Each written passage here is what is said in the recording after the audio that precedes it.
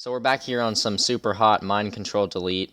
This is the last video that I'm going to make on this game because you can't really make many videos on this game. I mean, I could, but I'm not going to stretch it out to more than I should do. I'm just going to do a nice, good 2 videos and then just leave it at that. Although I'm still going to play this game, I'm not going to just not play it now that I'm not making videos on it. But I also do have a bunch more games that I still have to try out and make videos on, so I'll be doing that.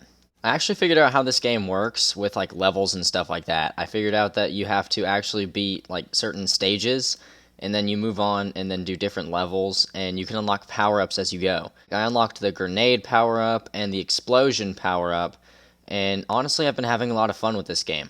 In my last super hot mind control delete video, I talked about how I got the Game Pass for the Xbox for the first time ever. I've never had the Game Pass before, and I've never had access to this amount of games just pretty much for free. And when I say for free, I don't actually mean they're free. You have to get the monthly payment, but it feels like they're free because you can just download any game that's on the Game Pass for pretty much nothing. And the way that I do my storage on my Xbox is I used to keep all of my Call of Duty games on a 5 terabyte hard drive, and it was just Call of Duty. Now that I have a lot of games, I have to keep a bunch of the bigger games on my hard drive. And I would keep all of the games that weren't Call of Duty on my internal storage. And I would do this because I liked to see that all of my Call of Duty games were in one place. I liked to see that there was like 19 different Call of Duty games just sitting in my hard drive with no other type of game in there. Okay, I'm over-organized, I get it. But anyway, my hard drive pretty much has like 37% of storage filled up, which is pretty crazy if you think about it because I have some really big games in my hard drive.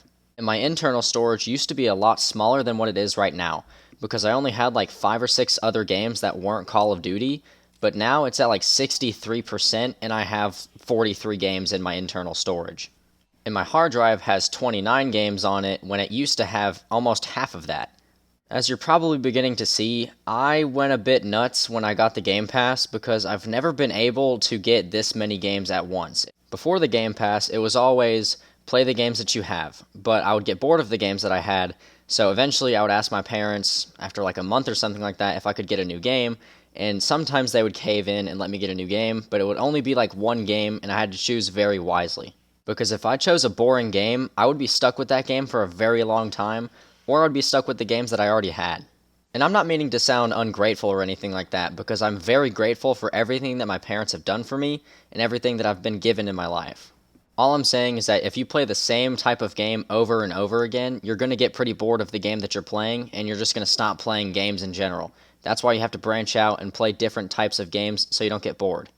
I always used to play just Call of Duty or just Fortnite for a little while, but now I'm playing like 70 different types of games now, and I'm having a lot more fun than just playing the same old game every single night.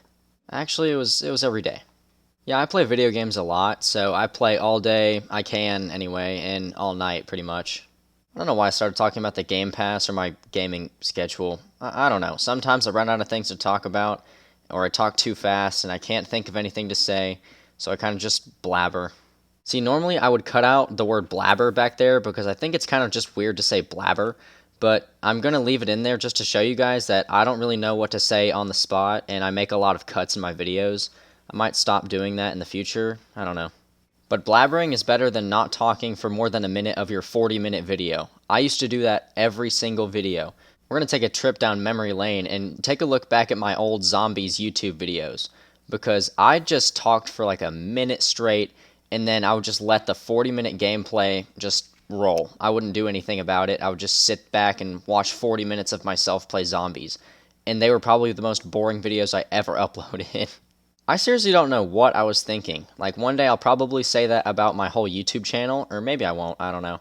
But I just kind of made a 1-minute speech about what I was doing in my video, and then just let the gameplay go.